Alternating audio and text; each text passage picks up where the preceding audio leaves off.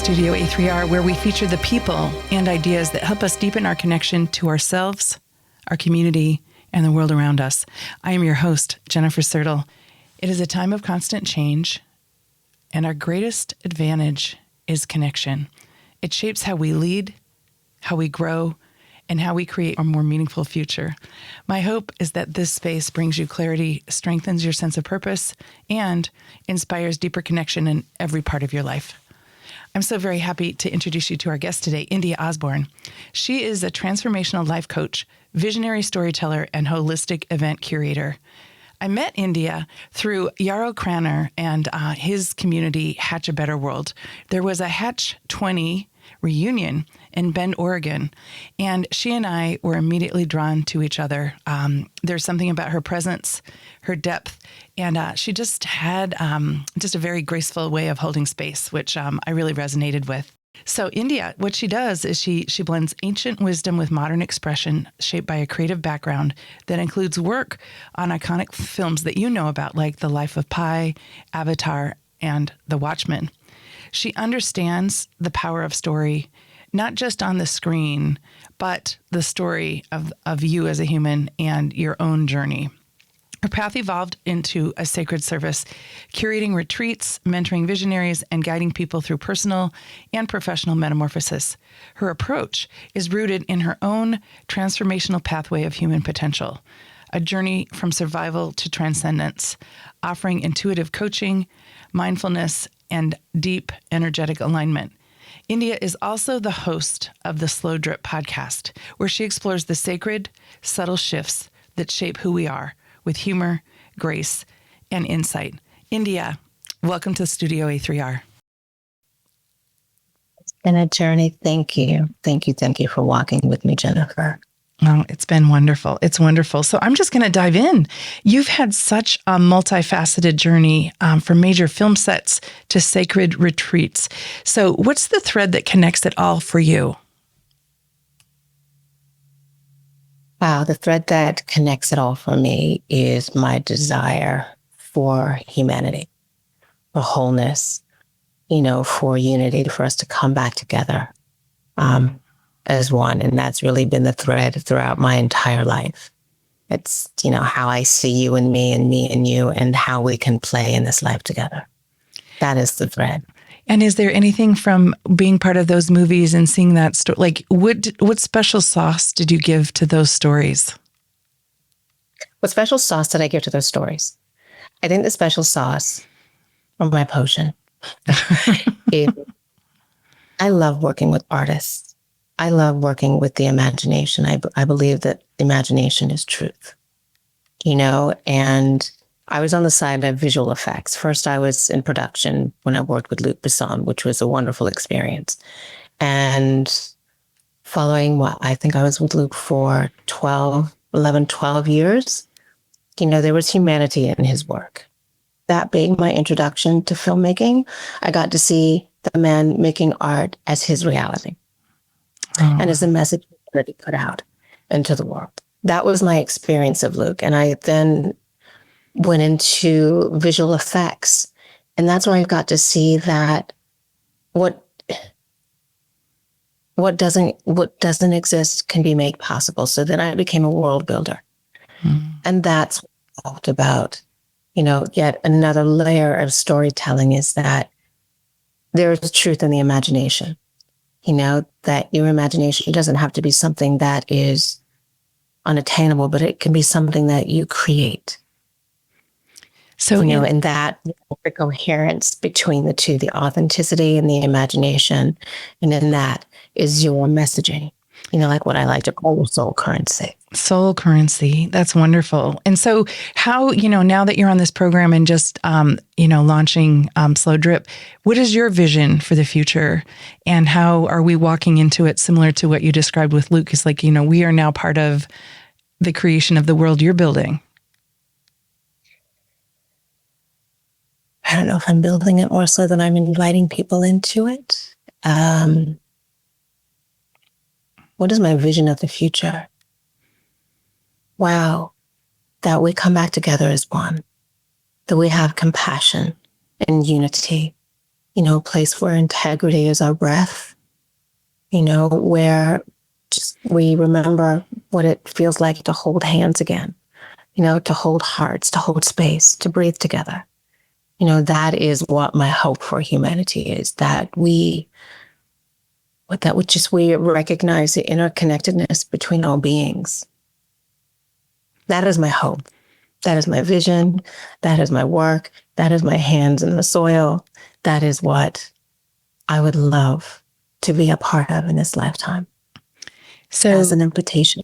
I love that. So, because I want to be responsive to kind of shifting my questions around to respond to where you are, is can you had shared with me that you had a 5-stage behavioral model that really worked the inner alignment to outer action.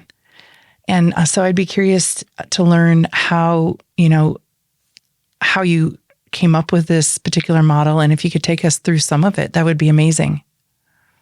Yeah. I'm trying to make it a short story. How I came up with it. It came to me, honestly, during COVID. I left the country. I went to Australia. I was only supposed to be there for 2 weeks. COVID hit, and I was in a foreign land, away from family. I was going at the very early stage of a nasty divorce, and as I said, we were in COVID, and it was a time where I couldn't work. I couldn't drive. I was away from my home. I was away from my identity. I was away from absolutely everything that I knew. And so I went inward.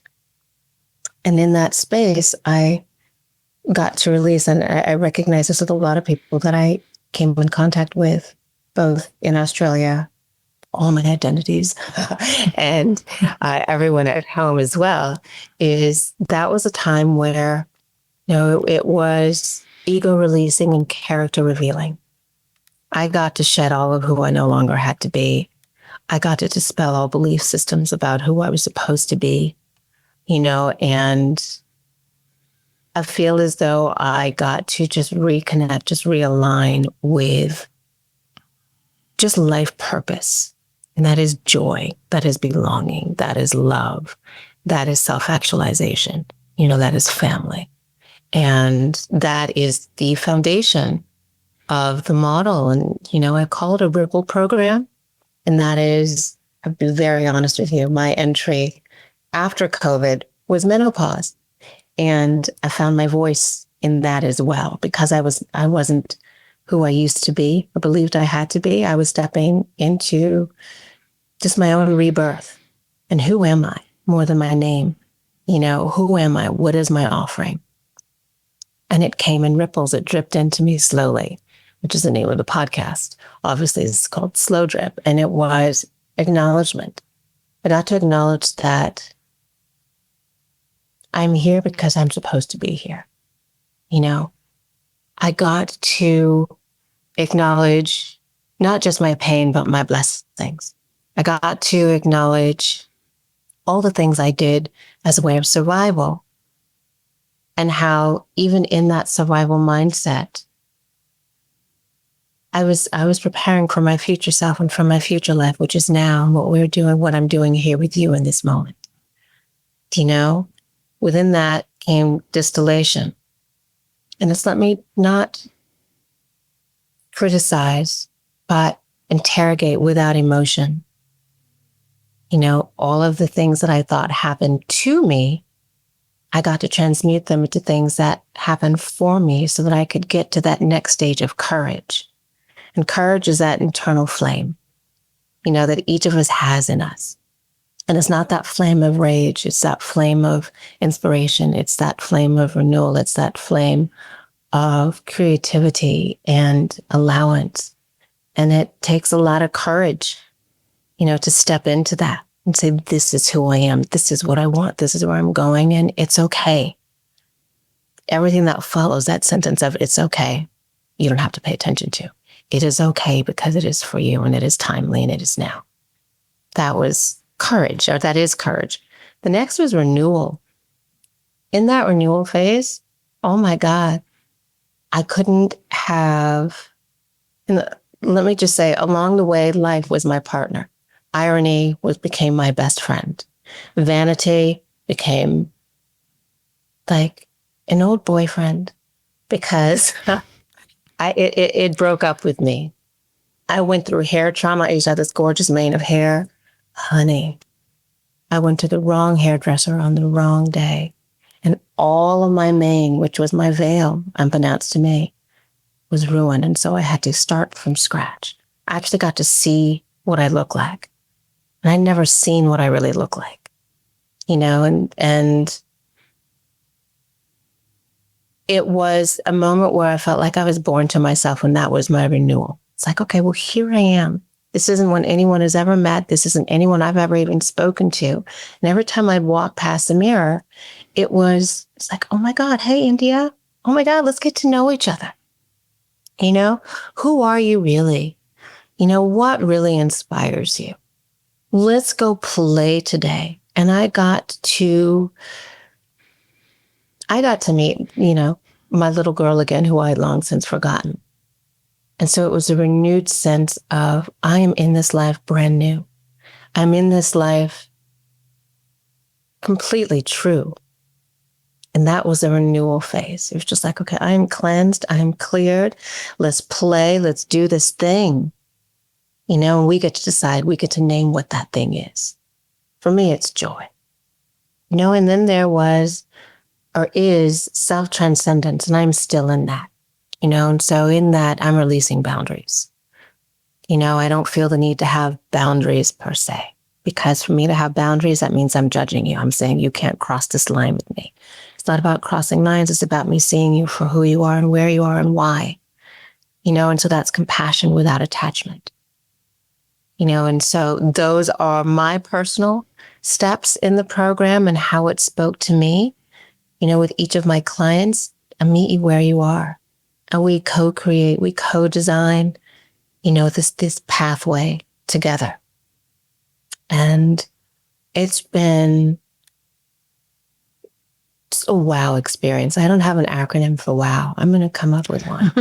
But it's been just a wow time because there's such compassion. There's so much soul. There's like the rain within, instead of the pouring out, it's the rain within. And I'm here for it.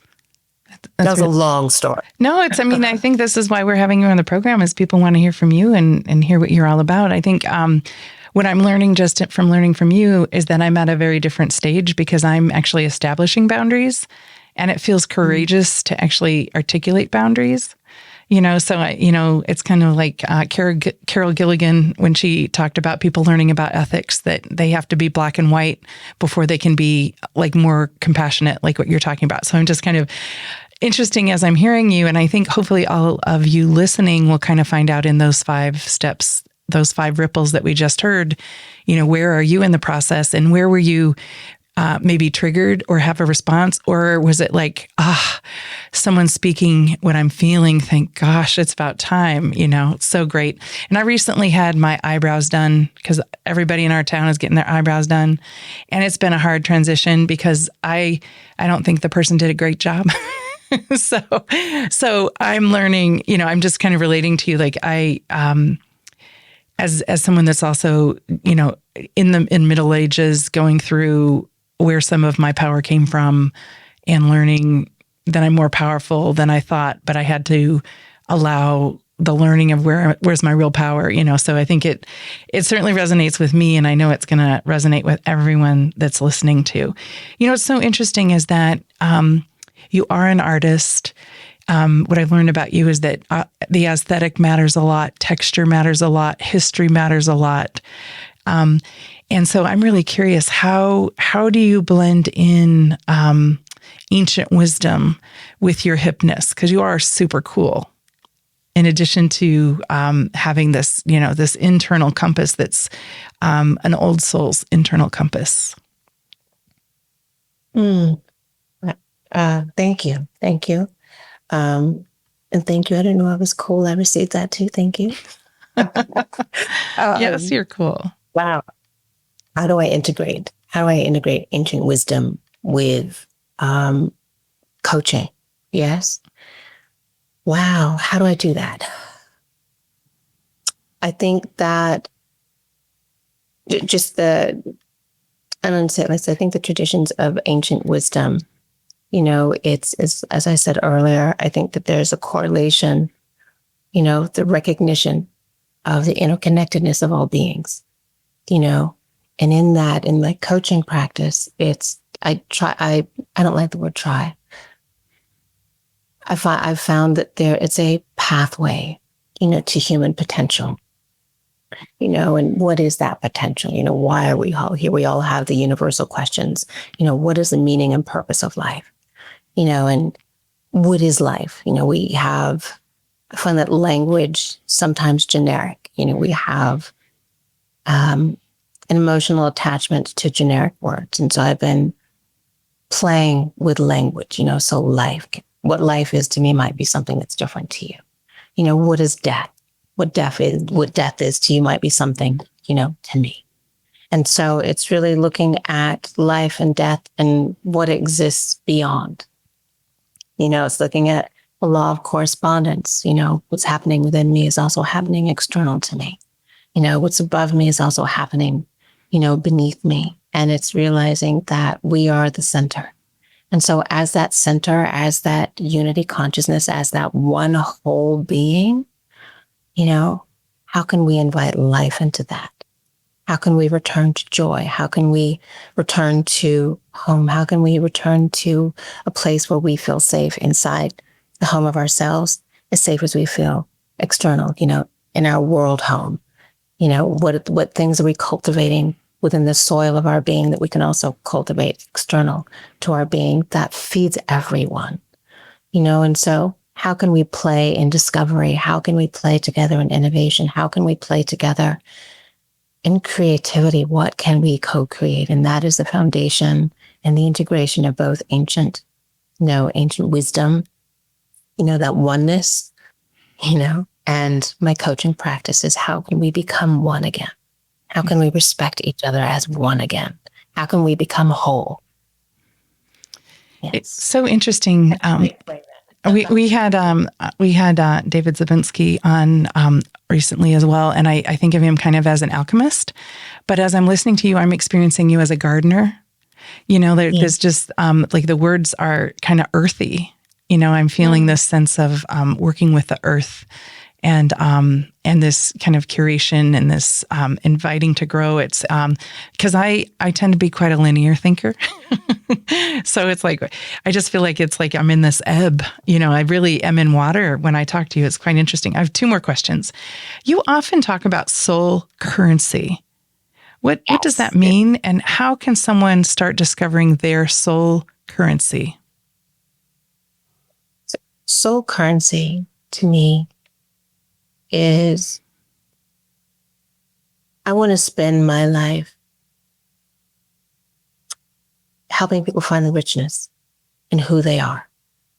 That's how I want to be remembered. That's the work that I feel so blessed that I'm able to now step into, and soul currency, as artists,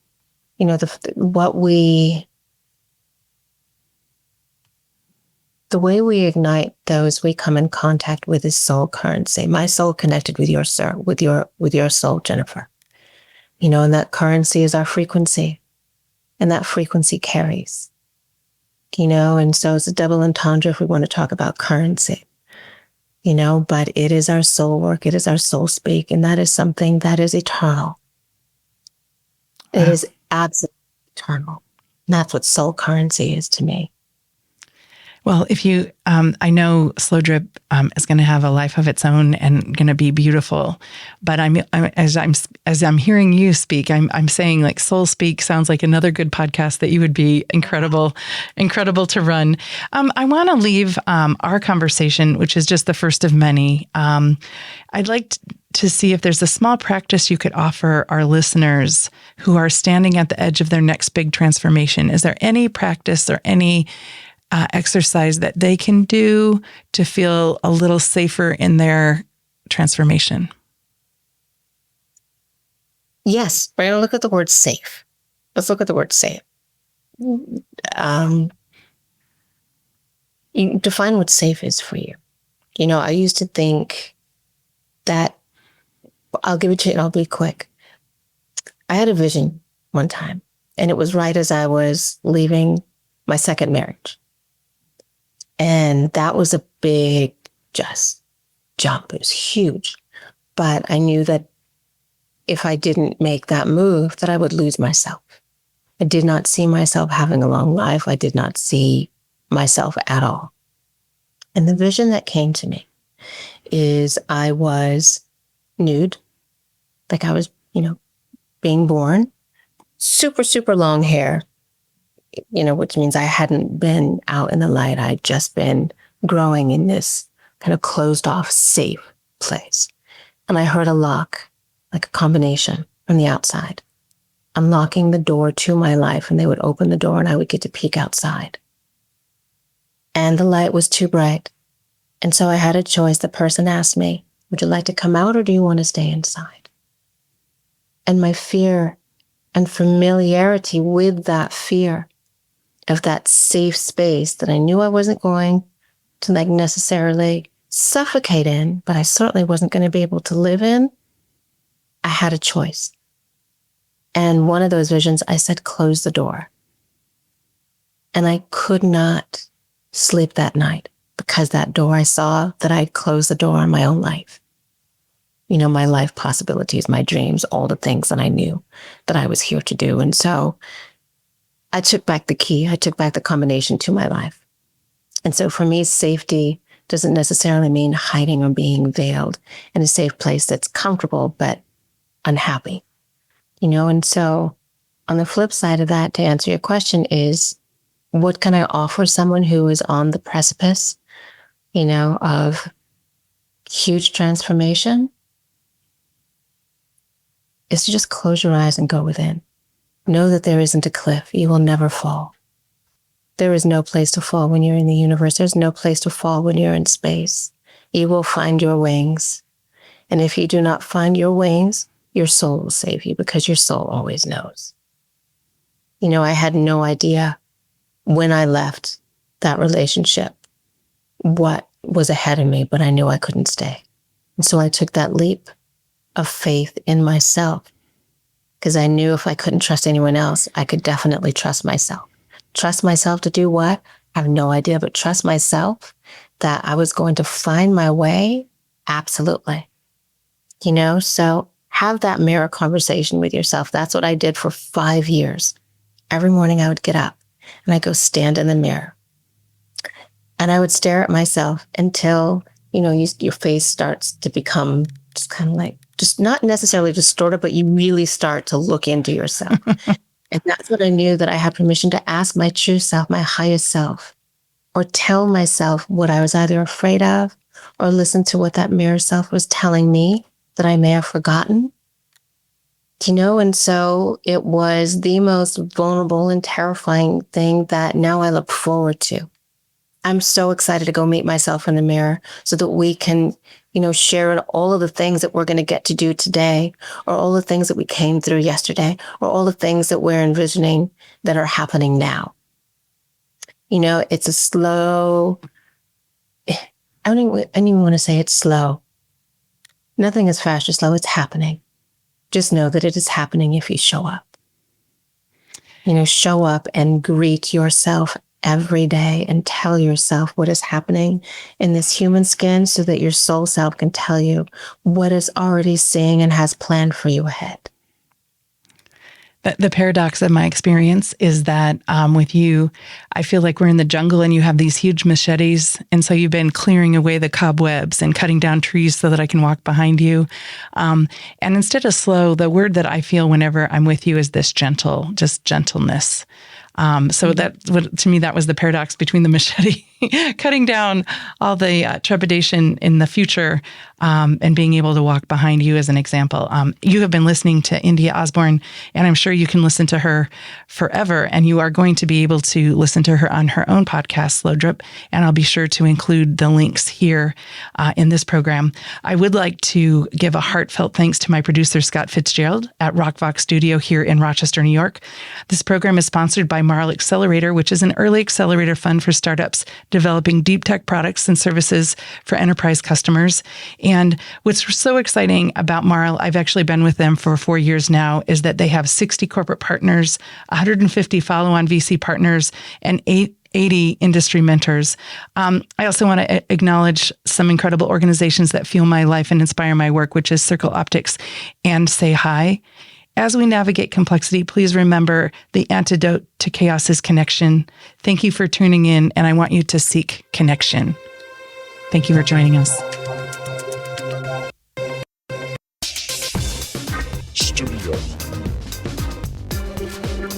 Studio A3R.